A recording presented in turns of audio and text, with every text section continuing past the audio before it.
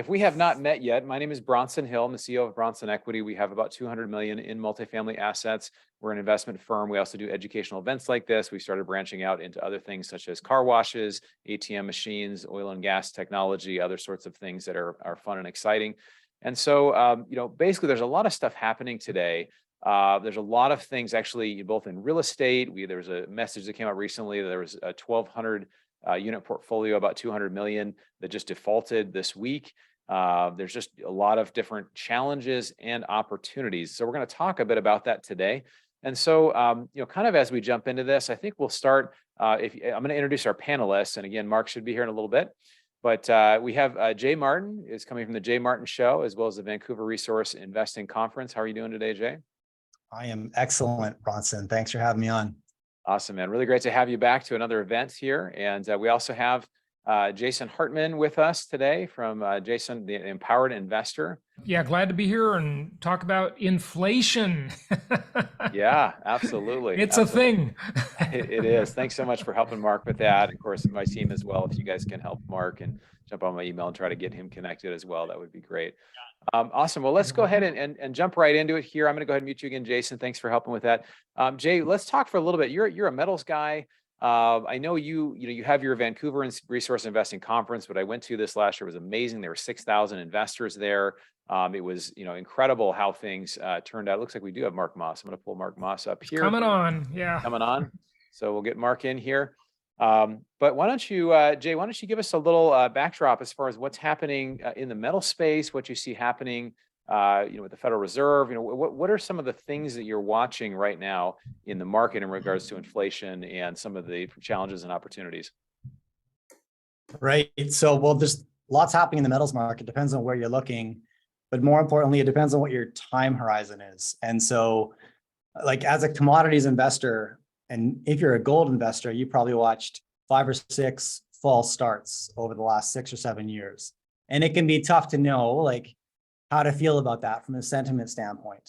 So for me, like when you ask about Fed policy and rates and what's Powell going to do coming up here, I tend not to worry about that, to be honest, really at all, Bronson. I'm being serious. And the reason is if you're clear on your time horizon, then what happens this quarter probably doesn't matter nearly as much.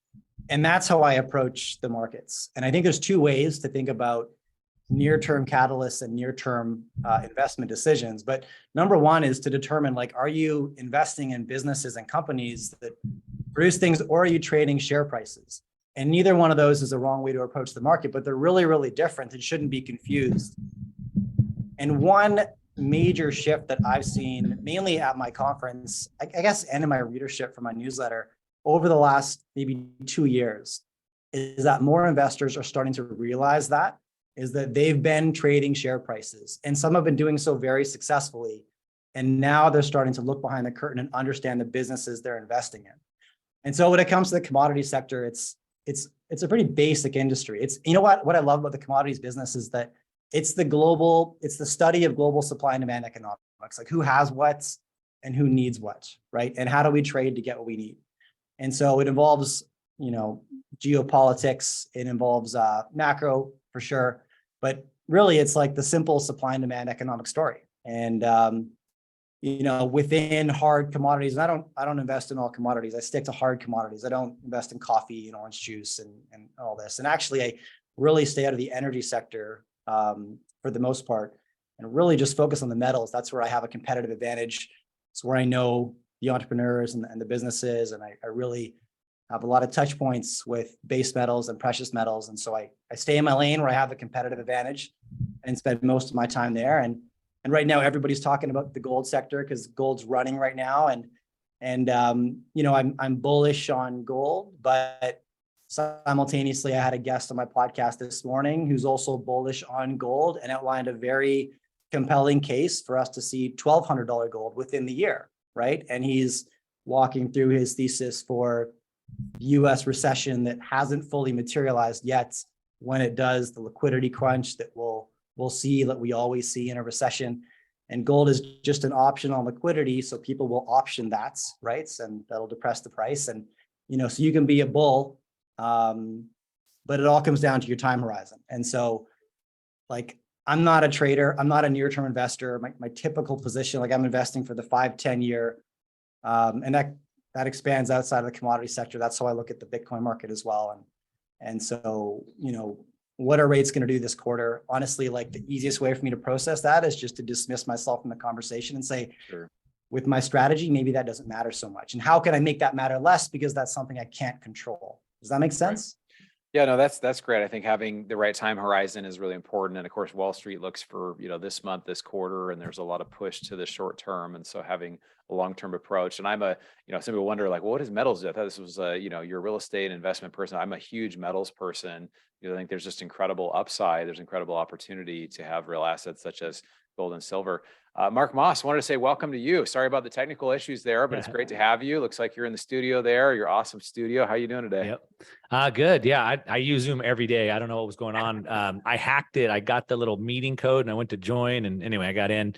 Thanks for having me on. What Jay said is just the most important thing. He said it, I think 3 times, and I'm going to say it again. Time frame. Whenever you listen to anybody, no matter who it is or what they're trying to say, always ask yourself over what time frame. You're going to hear one guy is going to say bonds are the worst investment. Another guy's going to say bonds are the best investment. Over what time frame? Most likely they'll probably agree. They're just thinking of different time frames in their head. And so I think that's the most important thing. Everybody should always understand time frame before they buy anything. And whether that be my time frame is to flip this stock today as a day trader, or I'm going to hold it for 10 years and let it develop, we should always understand what we're buying, why we're buying it, and how long, what we're expecting from that. So I think that's super important. And the other thing I'd say about time frame, and I know Jay was saying it, I think specifically in regards to what the Fed may do, what the market is telling us what the Fed will do is they're pricing in 2 rate cuts this year. Historically, that is very bad for the markets. Typically, when the Fed cuts, it's because the markets are already turning sour. To kind of the point Jay made with the podcast guest he was talking about. Sure, there's a case for $1,200 gold, I guess, if they think the economy gets that bad and markets crash that bad. That's not my base case. In that type of environment, what may be interesting is gold's at the end of the day. I think Jay touched on it. At the end of the day, we don't really want money. None of us actually want money. What we want is the things that money buys us. So we're basically bartering, right? And money is a way we can store our wealth until such a time we're ready to deploy it into those things that we want. So then at that point, it really comes down to purchasing power. And it's totally possible that gold could drop to $1,200 and still buy more goods and services than it does at $2,000. And so you have to kind of think about it that way. But again, to continue to applaud Jay for what he was saying. I think the other thing is like, yes, we should always have the time horizon that we're thinking of, but ultimately it should be a long time horizon. Nothing good happens in a short period of time. All growth, whether it be body development, personal growth, whether it's personal discipline, whether it's building businesses or investments, it always happens over a long period of time. So nothing good happens in a short period of time. We know who the best investors in the world are, Warren Buffett, Ray Dalio, et cetera. We don't know who the best day traders are. There's never been one. And so we want to think over a long-term time horizon. And I think if you look at it that way, and we can dig into this more, I'm sure you probably have questions about it, but if you dig into the fundamentals of the US economy, the global economy, you look at what the central banks, the Fed and the central banks are doing, the shape that the banks are in, the shape that the US government, the treasury's in. If you look at that, if you look at the reports that the CBO puts out, as uncertain as the world seems at this point right now with the rise of China and Taiwan and Ukraine, as uncertain as all that is, to me, there's one thing that's almost as certain as death and taxes, not quite as certain, and that is massive amounts of money printing. Yeah. It's coming. So I don't know what's going to happen in the next 6 months. I feel pretty certain of what's going to happen in the next 3 to 5 years. Yeah, I think, you guys both said too, the time horizon is really important, being prepared for, whatever the timing is. If you're positioned correctly, you're going to do very, very well from this. But, right now, Americans have, over $5 trillion just on the sidelines. Bloomberg had an article a few months ago that came out about this, but it was like 4 times the amount before COVID. So I know a lot of people are kind of just waiting and seeing what's going to happen. Jason, I want to ask you, particularly from the real estate side, we're seeing some distress, particularly in the commercial real estate space. We're seeing in retail, even in some newer multifamily and things like that. What are you seeing in real estate, and what are some of the kind of the challenges and opportunities of the current situation? Yeah, so first of all, I agree with both Mark and Jay about the inflation issue. Investing is the legitimate process of creating value over time. And, it's speculation, day trading, that's not investing, that's gambling. And sometimes you win with that. And I agree, you can win with that. But most people are interested in creating a valuable portfolio that they can have financial freedom from that portfolio. So that's, hopefully what we're focused on. And I think we are here because if you look at Bitcoin, for example, it's been through a big, long winter. And, since the beginning of the year, it's up like 82%, right? So it's, just hanging on to things long term. You're not playing with your lunch money here. So that's the rule. But sometimes things do really fundamentally shift. And Bronson, to your point about commercial real estate, of course, we've been going through a retail apocalypse for, maybe a decade and a half now, since Amazon really got some big traction in the early 2000s.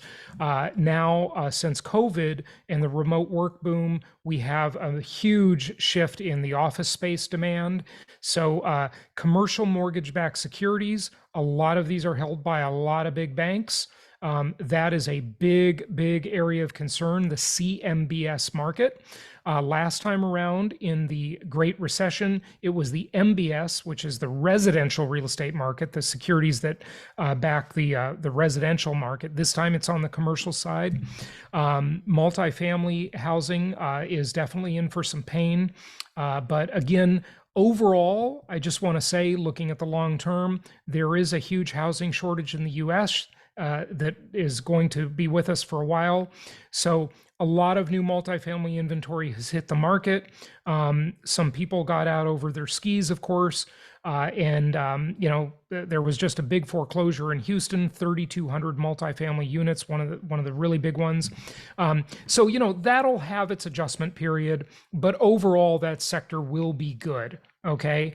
The thing is not to look too short term, right? There still is a fundamental shortage of housing, period. No doubt about that. Okay. So that will adjust and it will, it'll get absorbed and things will be okay. But in terms of housing overall, always remember, there's no such thing as a national real estate market. There are about 400 metropolitan areas. There are over 3,100 counties. There are over 9,000 cities.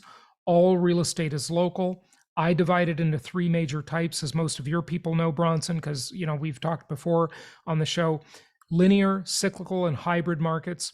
The cyclical markets are the ones experiencing the most pain right now because they got they had glorious highs and they're hitting the skids. So, but the good, solid linear markets where you have investment properties, not speculation properties or gambling properties, the long-term thinkers, those are doing quite well. And just as a proxy for that, maybe I'll just say as my last thing, last year when we had these hockey stick rate increases that were just unheard of historically, our business suffered. My company helps people buy properties nationwide in many different markets that we like and recommend. Our business suffered for about 2 to 3 months. It was pretty quiet on the Western Front. But since then, the money has come off the sidelines and business is actually quite strong. Investors are buying properties as long as they're in these good linear markets. That's the thing I'd say, the conservative properties. Yeah, let me add a little nuance to what Jason said there, because he kind of said two things, and a lot of times people listening maybe don't pick up on the nuance of that. And so he said commercial real estate CBMS market is set for there's a big problem there. There's a big bomb that could blow up there. He's right. He said commercial real estate isn't doing that good. I think he said specifically multifamily, but then he said there's no such thing as the real estate market. So don't take that as a blanket statement.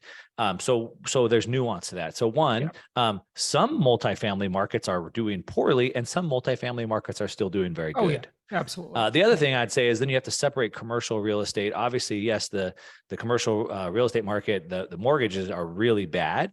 There's about $3 trillion of those sitting on small regional banks' balances.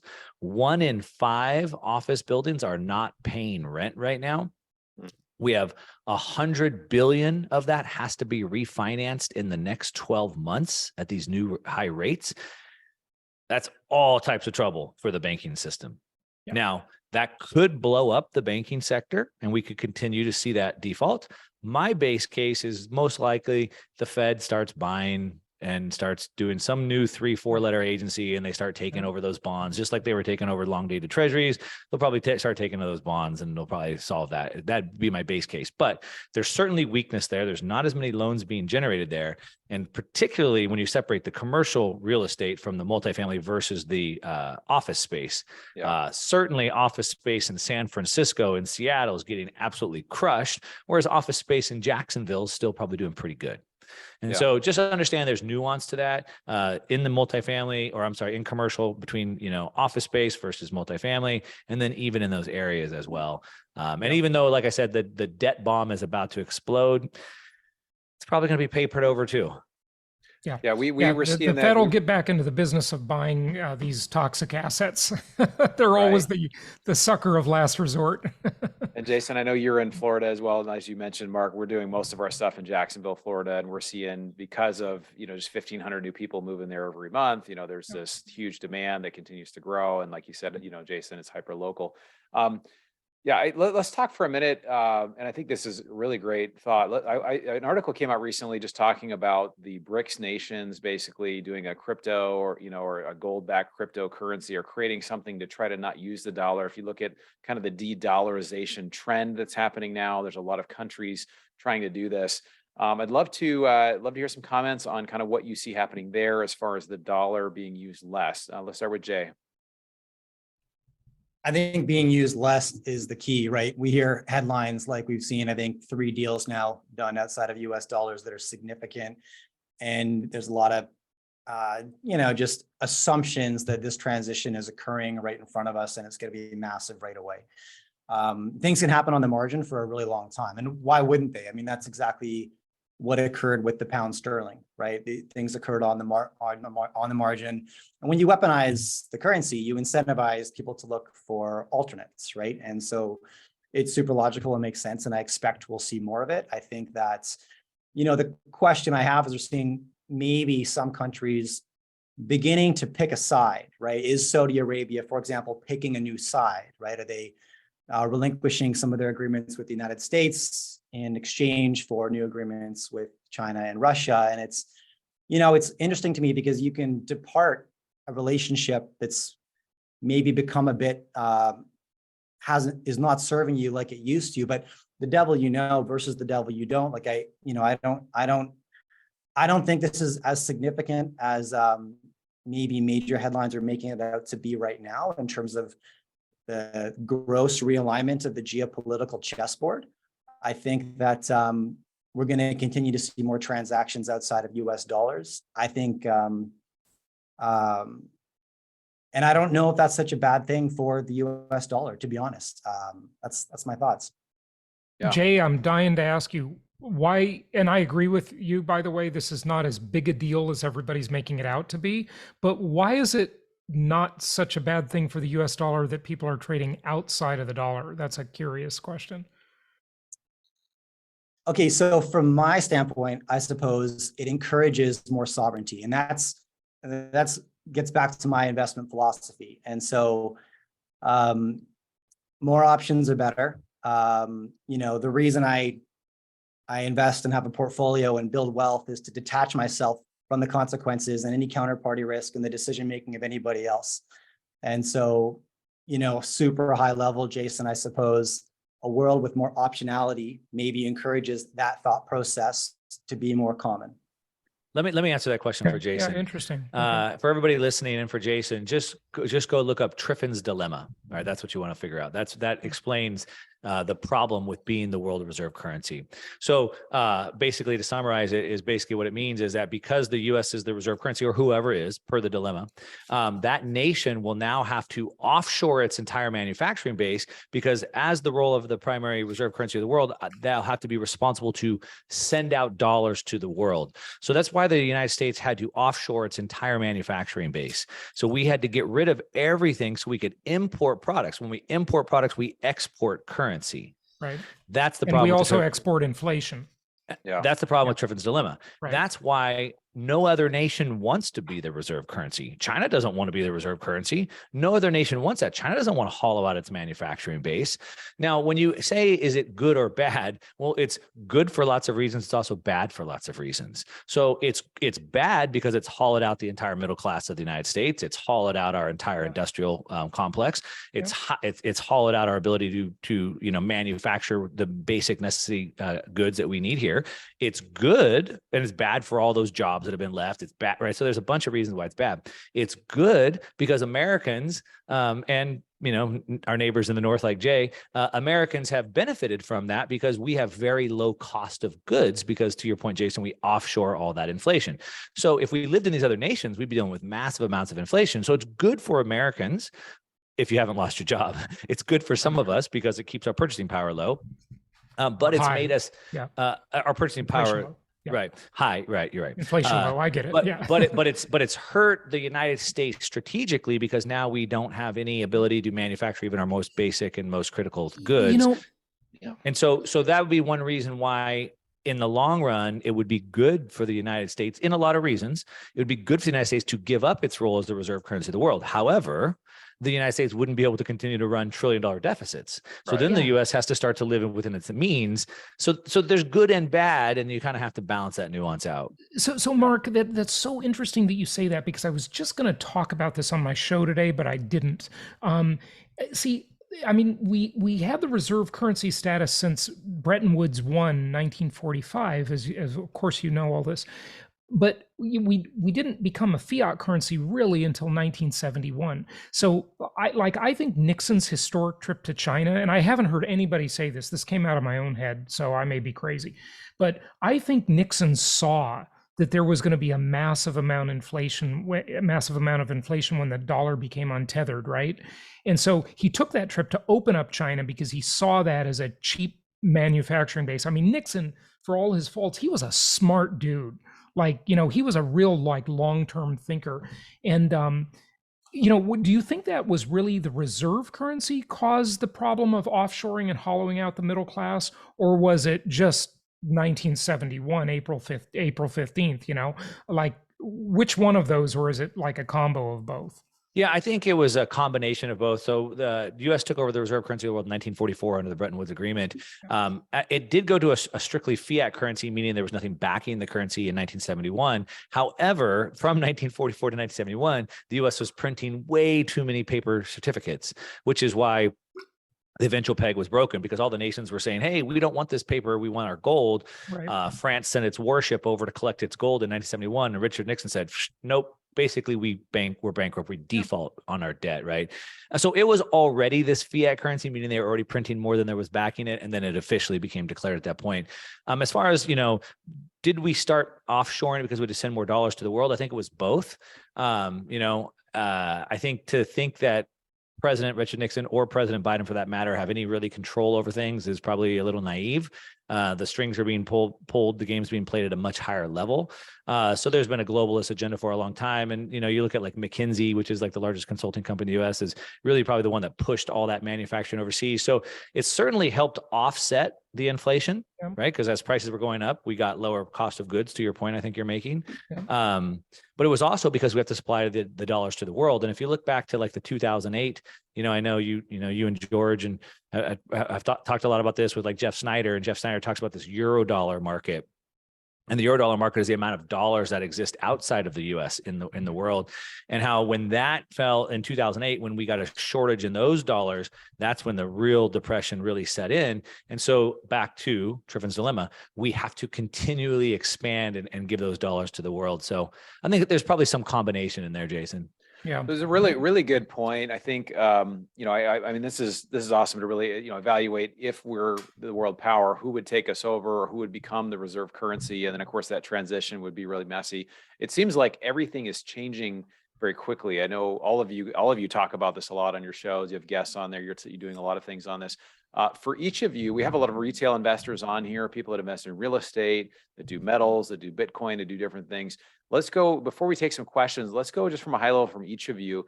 What would you say is the biggest financial risk that you're watching now, or you would be watching as a retail investor? Over what time frame, Bronson? Compared to what, says Jason. Good question. I would just say, right. Within the next, you can set your own timeline, Mark. You can create your own time, whatever timeline you think. I'll jump in first because I want to make one more point, and back to the question that you asked Jay originally, not to dominate this conversation, but I think it's important for everyone listening. Jay said that he didn't think it was that big of a deal. I would say it's a really big deal, and it's not a big deal. It's both. So what do I mean by that? When we saw, back to Jason's point, when the dollar took over the reserve currency from the pound sterling, it's about a 30-year process. Okay. So it's a big deal if the US doesn't have it, especially for Americans. It's a big deal. For the rest of the world, maybe not so much. So it's a big deal because we're on that path, as Jay said, right? This is a process. So it's a big deal because this is the path that we're going down, and we know where we're going to be in 20 years from now. It's not a big deal as in it doesn't really mean a lot to us today. We're kind of like the frog in the boiling pot, so to speak. Right. The other thing I just want to say for everybody listening, because it's kind of important to understand this nuance, there's two different things at play here. There's the reserve currency, and then there's the reserve asset. So the reserve currency is what people use for transactions. And so what we're seeing with all this rise of the BRICS, and they're trading oil in yuan and blah, blah, blah, blah, blah, that's the currency. So they're deciding to pay in other currencies. The reserve asset is, where do they save their money? If you're a sovereign nation or sovereign wealth fund, you got hundreds of billions of dollars. Where do you keep that? And so that's being kept in U.S. bonds. That's in U.S. treasuries. So certainly the currency side, the U.S. dollar is going down in the currency transactions. We've seen the yuan go from a market share of 2% of global transactions a year ago to 4.5% now. So it's almost doubled in a year. The euro is about 6% of global trade. So it's almost on par with the euro now. But 6%, the dollar is 86%. So though the currency has taken a bite out of it, the global reserve asset, being U.S. treasuries, isn't really going anywhere. Now, we can see that the U.S. treasury of foreign buying is going down while gold is going up. So the trend is that people are going to more gold. But there's no other reserve asset besides going to gold. I'm a Bitcoin guy. I don't see it going to Bitcoin anytime soon. Well, hey, Mark, I must point out though, on one of your videos, you did talk about Chuck E. Cheese coins. Yeah, as a Chuck E. possible Cheese reserve coins, asset. maybe. Need a lot of those to store some value. But it's important to understand that, because there's no other country that has a functioning financial system to become the next reserve asset. China doesn't have an open market. China doesn't have a functioning bond market like the US does. Neither does Russia. Neither do any of the BRICS. So there is no replacement right now. And it would take, it could take a minimum of even 10 years to even try to get some sort of a functioning treasury market up. And then who knows about the trust and all that. So we're really nowhere close to being a reserve asset being replaced. I think the trend will continue to see US treasuries trending down. Gold will trend up. So anyway, just some context into that. Yeah, that's great. Thank you for that. I'll answer your question now, since I guess I'm already talking. So what do I see as being the biggest risk? I think the biggest risk over the longer term, if I want to say 5 or 10 years, let's say this decade, I think the bigger risk is not being long enough. Not being long enough. The timeline issue, not having a long enough time horizon, basically. No, not being invested for enough growth. So what's going to happen is everybody's worried about losing money and everyone's trying to protect their downside. But I think the dip is going to be so fast and it will cause so much inflation. Most people won't be long enough, meaning they'll be in the S&P 500. They'll be indexed to the S&P 500. They'll own some basic real estate in their area, but that may not keep up with inflation. So in Zimbabwe, it used to be pegged 1-to-1 with the dollar. Everybody became a billionaire in Zimbabwe, but it was 300 billion for an egg. So how do we get long enough? So we need to figure out how we can use leverage. I got Yeah, Jason's got one of those. I have So one of you- those on the back shelf here too somewhere. In regards to real estate, I like real estate, especially if it's trophy real estate. I think your middle house in Kansas or Missouri isn't going to cut it. Beachfront Miami or, Southern California probably will. So trophy properties, specifically ones that you can use leverage on, right? Obviously, that's what I like about real estate. You get the loans, which is the leverage. I think other assets like Bitcoin, of course, I think will do well as well. I think some of the energy sector, but the S&P 500, your average, mutual funds, et cetera, they're not going to keep up with inflation. And so while everybody's waiting for the Fed to push asset prices back up, careful what you can wish for, they're going to get it. But I think inflation is going to outpace everybody. So that's my biggest risk, I think. Yeah. Thanks, Mark. Appreciate that. Jay, we've been haven't heard from you in a bit here. Yeah, biggest risk, it might be bad behavior if I think this through, and I'm in a handful of like investor groups on WhatsApp and Slack and all of this. And I'm always astounded at the reaction to super near-term headlines and blowing things out of proportion and making decisions based on what occurred yesterday and what might occur today. And, it's maybe become the theme of this conversation, which is back to time horizon. But honestly, like the market's kind of rewarded that bad behavior over the last decade. And so it's really ingrained in investor mindsets. And I do think a lot of day traders think they're investing. A lot of people who are trading share prices think they're investing, but those are really different things. And that game works until it doesn't. We're now entering, I think, some new era. My entire life has been the era of peace, the era of continued globalized economies, somewhat of predictability and certainty. Like it's been pretty smooth sailing. And I do think we're departing that era right now. I think that as volatile as the 2020s have been, I kind of think the party's just getting started and we don't know what's behind the next door. But, I think the 2020s will be how the 2020s have been, just a continued unprecedented trajectory of chaos and uncertainty to a degree. We're going through a few pretty significant transformations, and those aren't bad things, but change is always disruptive and a bit uncomfortable, and people can get shaken out. So I would say, like, whenever I talk to friends of mine who are reading really deep into daily headlines and week over week market moves and all this stuff, I always try to just say, like, pump the brakes. Like, what are you investing for, right? Like, what's the end goal here? Is it to make $1 million next week, right? Or is it to retire super comfortably? It's what we all look for, right? Is what Mark said. We don't want the money. We want the things that money can supply us with. And we want our life to become more abundant years down the road and continue to get better and better and better. But it's a real thing. And I think it you could say it expands beyond the market. We're super easily triggered and reactive to near-term news and whatnot, but it really hammers investors. And so whenever I buy anything, I want to be super, super clear on at least my time horizon and what I expect to occur, what I'm prepared to occur within that time horizon. Like, I wasn't early to Bitcoin, for example. I started buying Bitcoin in 2020. And I felt like I couldn't really define the asset class yet. I wasn't super clear if I was buying a speculation, if I was buying a potential alternate currency, if I was buying a potential future safe haven. I didn't have that answer yet. And so I determined this for me will be a 5-year position. And I spent about 18 months dollar cost averaging in to build that position until I had, the Bitcoin equivalent that I wanted, right? Knowing that within 5 years, I was probably going to see a 70% drawdown in that position that could last for a couple of years. Now, like, if and when that occurs, or, have I been through that? It's like, didn't make it easy or comfortable. It was still super unsettling, but at least knowing and convincing myself that was part of the journey and going to be part of the process within my 5-year time horizon made it way easier to just actually, average down and keep my heels dug in and maintain my conviction in my 5-year plan, which, I'll reassess if things change and all of this. But every holding is kind of like that. Real estate, gold. I mean a few equities, but really just stuff by like commodity-based equities and mainly juniors, like highly speculative. I like the super risky stuff. I got nothing in the broad market. I'm very barbelled. It's like real estate, Bitcoin, gold, dirt and rocks. And then over here, just super high risk, early stage speculations in industries that I know intimately well. Because investing should be an active game. And And if you're going to allocate capital, I think the first step investors need to do is like determine what kind of investor they are. And that's determined by how much time do you have to invest in being an investor. And if it's not much time, then maybe take a very passive approach. But yeah, the market has given a lot of gifts in the last decade. And that's blindsided people in the last 18 months. I think it's going to blindside a lot more in the next 18. So that's the biggest risk that I see.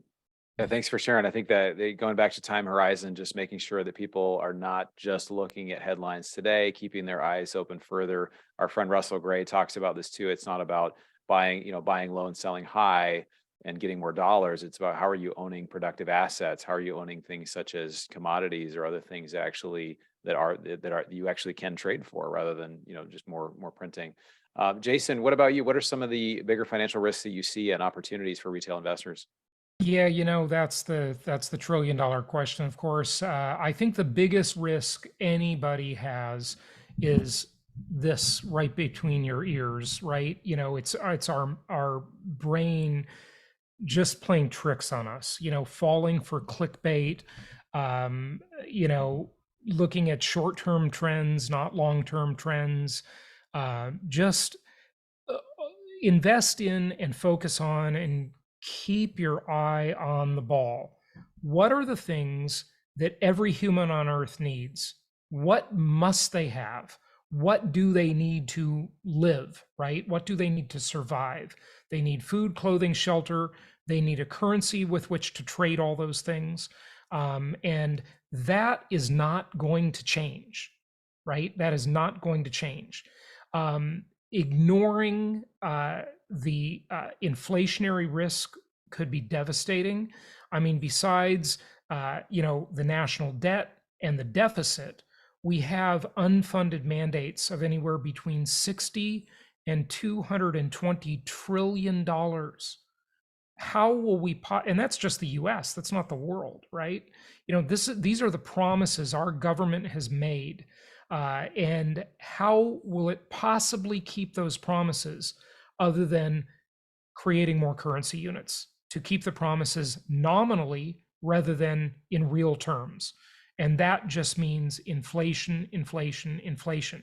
Now, I have to say though, we are at a tectonic shift in history, literally right now since November 30th of last year.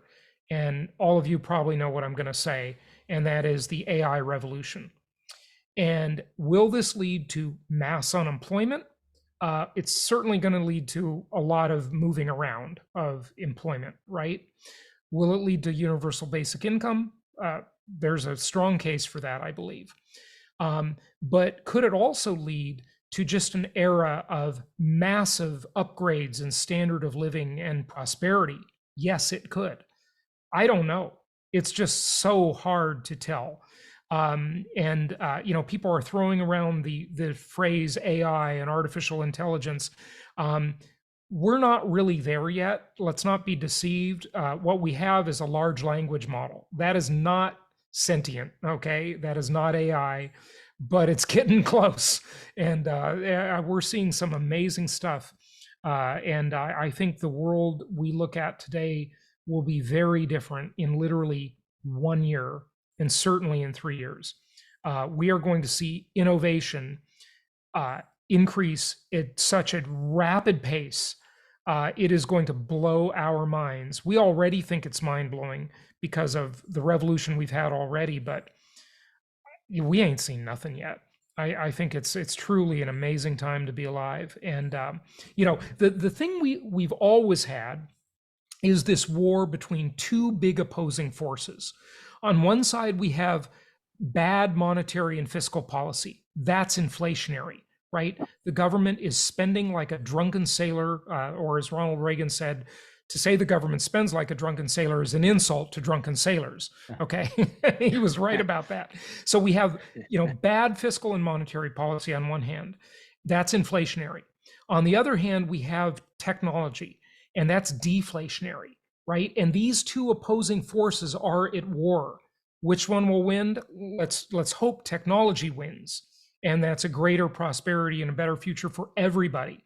And it already has made the world so much better in so many ways. We will see how this plays out, but we just made a massive, one small step for man, one great leap for mankind. That happened last year, late last year, and it has happened again with GPT-4. And I mean, what we're going to see and what we're already seeing is truly, truly amazing. So I'd love to hear what Jay and Mark think about that, because we haven't really talked about technology. Is it fair to say that the battle between monetary and fiscal policy and technology is a battle between politicians and policymakers and entrepreneurs? Is that a fair I think so. summary? Yeah. Right? Yeah, I think the entrepreneurs add value and the government takes it away. Because I'm long all day entrepreneurs in that scenario. And I'm similar. I'm watching the AI development with a ton of curiosity. And I think one of the proposed measures, Jason or Mark or Bronson, you correct me if I'm off based on this, was to stall training of AI developers for 6 months to allow for policy to catch up to the technology, which seems like the most irrelevant step possible, as if in 6 months government could catch up to some of the most advanced technology entrepreneurs maybe the world's ever seen. I don't know. Insane. Because does that any kind of, and what does that really do other than give, it's not like AI is local, it just gives competitive nations a 6-month head start, if nothing else. I just want to comment, one quick comment on that. Google and everybody wants that because they want to stall OpenAI. Right? They want to catch up to them. And so far, Google's AI launch was a total disaster, right? So, that's just the motivation there is not as it seems. But. Yeah. I've studied this for quite a while because I've been scared about it and I've been trying to pay attention to it. I was lucky enough to be able to sit down with Naval. If you guys know who Naval is, a legendary VC investor. I got to sit down with him a few months ago at Michael Saylor's house. And I sat down with him and I took the opportunity to pick his brain. And I said, Naval, I know you're in Silicon Valley. I know you've been in AI for a long time. I know you've been investing in that space.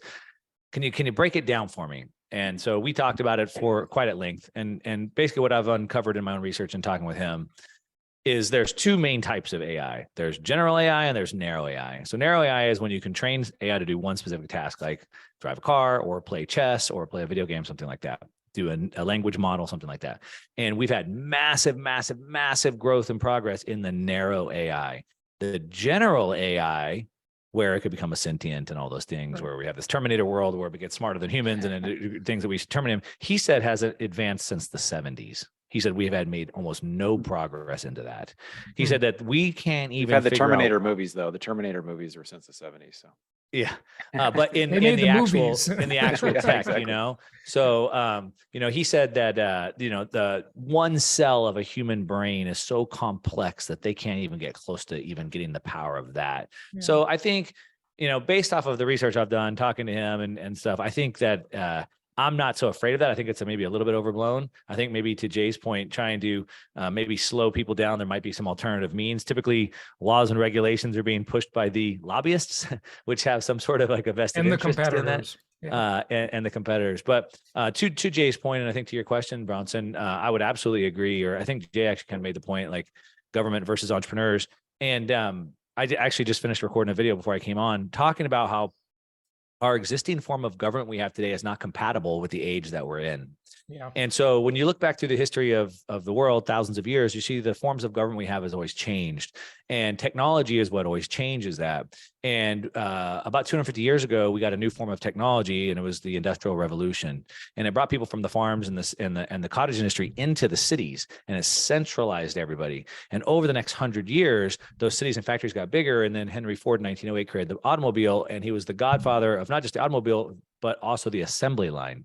And so we put everybody in these factories working on assembly lines, and everybody could do the same job. Whether you were smarter or dumber, you could do the same job, just put your cog on the wheel.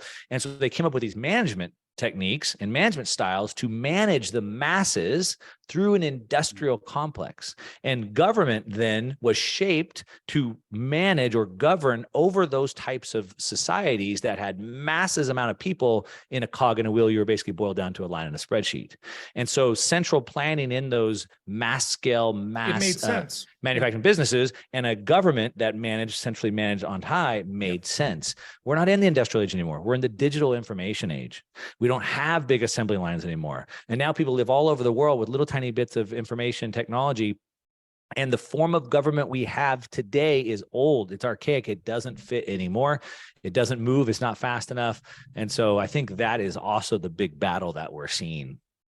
Yeah, that's great. The Hey, we're gonna get power some of questions. what happened there was this big power shift, right? Where we moved from the industrial economy and then we moved to the information economy, but for a long time, it was still centralized in the mainframe computer. When intelligence got to the desktop and everybody had the processing power on their desktop and it became decentralized, that's when government really needed to change, right? Yeah. And now, of course, it's way overdue. The big thing is governments always have to control the narrative, so they have to control the information. And just like the printing press 500 years ago broke the church's ability to kind of control the narrative, right. The internet did the same thing today. Yeah. And so now, you know, CNN, it used to be actually Walter Cronkite. There's a great book on this. It's called The Revolt of the Public. But like Walter Cronkite was the trusted news source. Yeah, Jay, check it out. I just did an interview with the author. It's going to come out. It's a great book. Highly recommend it. The Revolt of the Public. Fascinating. Yeah, I like that book. Yeah. Yeah. Okay. Anyway, you know, Walter Cronkite was this trusted news source. Every night he would deliver the news, right? But what happens is now at the internet, we can quickly debunk anything.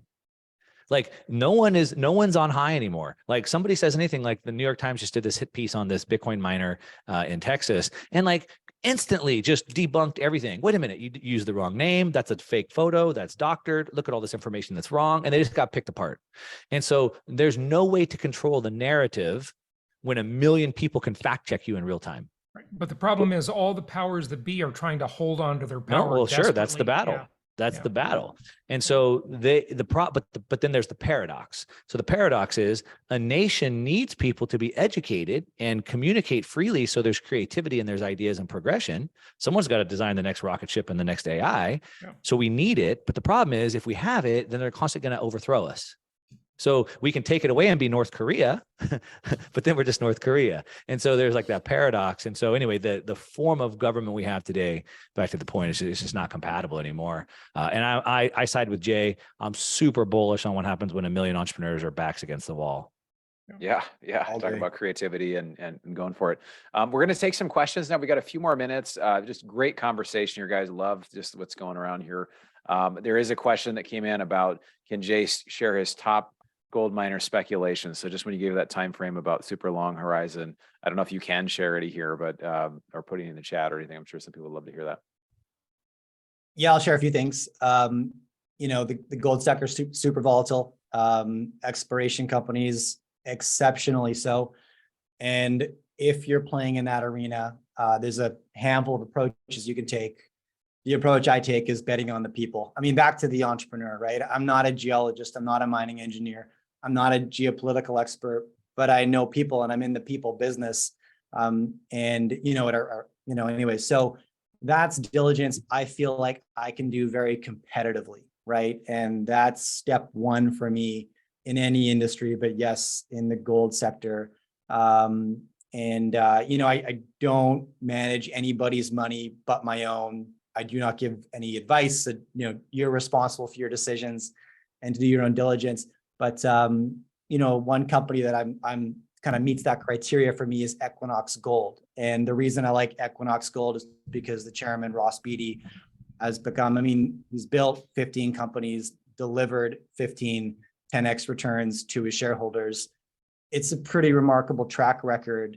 This is his swan song. Equinox was the name of his first company. It's a gold producer in the Americas, so the politics are fairly tight. But most importantly, looking at the jockey, looking at the team, you know, you have a layer of things in here, in addition to a share price that got relatively smashed. And I just know there's a lot of smart money in Vancouver that bet on it at higher valuations. And so I like being able to scoop in there. But that's one name I'm sharing. I would share that name because I feel like out of all the entrepreneurs that I know, and we'll have over 300 at our conference in Vancouver, Ross is a very responsible steward of capital, which is how you should think about, before you write somebody a check and let them have an adventure with your cash. Can you answer the question, is this individual, this entrepreneur, going to be a responsible steward of my capital? And if you can't answer like with a high conviction yes, then probably move along. I want to say thank you for that. Thank you for sharing. Obviously, no specific advice, but it's nice to, for somebody to get a question answered. We really didn't have too many questions today. I did want to make a couple announcements.